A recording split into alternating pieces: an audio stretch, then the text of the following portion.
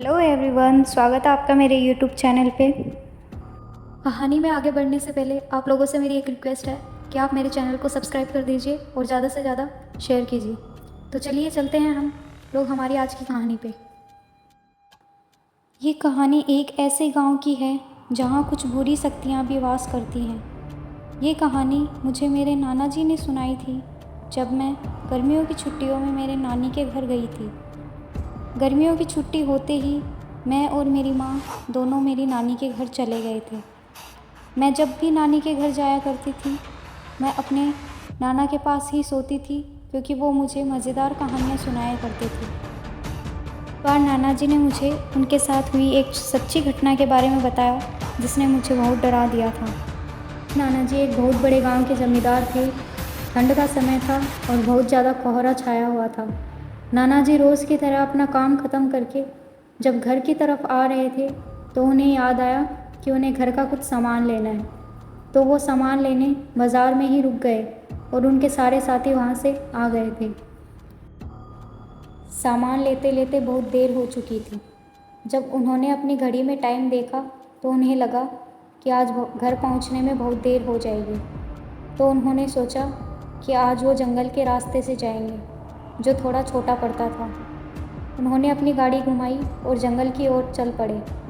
नाना जी बहुत ही तेज़ गति से गाड़ी चला रहे थे तो अचानक उनके रास्ते में एक महिला आकर खड़ी हो गई।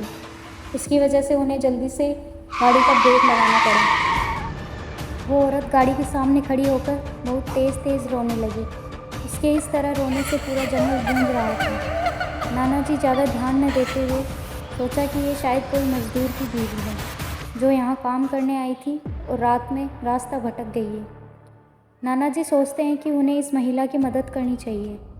उन्होंने उस औरत से पूछा वो यहाँ अकेली क्या कर रही है, लेकिन उस औरत ने कोई जवाब नहीं दिया और बस वह रोई जा रही थी। फिर नाना जी ने उसे कहा कि तुम मेरे साथ मेरे घर चलो, मैं सुबह तुम्हें तुम्हारे घर छोड़ दूँगा। वो औरत नाना जी के साथ चलने को तैयार हो गई और गाड़ी के पीछे वाली सीट पर बैठ गई। औरत का चेहरा गांव की परंपराओं के अनुसार घूंघट से ढका हुआ था तो नाना जी उसका चेहरा नहीं देख पाए। सभी घरवाले नाना जी का इंतज़ार कर रहे थे और गाड़ी की आवाज़ सुनते ही सब बाहर चले आए। सबने उस महिला को देखा और नाना जी से उस महिला के बारे में पूछा तो नाना जी ने सारी घटना सुनाई और नाना जी ने कहा आज खाना यही बना देगी। लेकिन मेरी माँ को उस महिला पर शक हो गया था। उन्हें ऐसा लगा ये औरत चोर है और सारा सामान चुरा कर भाग जाएगी। माँ ने उसे रसोई घर में जाकर खाना बनाने को कहा। वह और बिना कोई जवाब दिए वहाँ से चली गई। उसके रसोई में जाने के बाद रसोई से अजीब सी आवाज़ें आने लगी। तो माँ ने रसोई में जाके देखा तो वो औरत बस एक जगह हाथ में चाकू लिए खड़ी थी। माँ को अजीब लगा, फिर भी माँ ने उसे नज़रअंदाज करते हुए कहा सब भूखे हैं, जल्दी से खाना बना दे।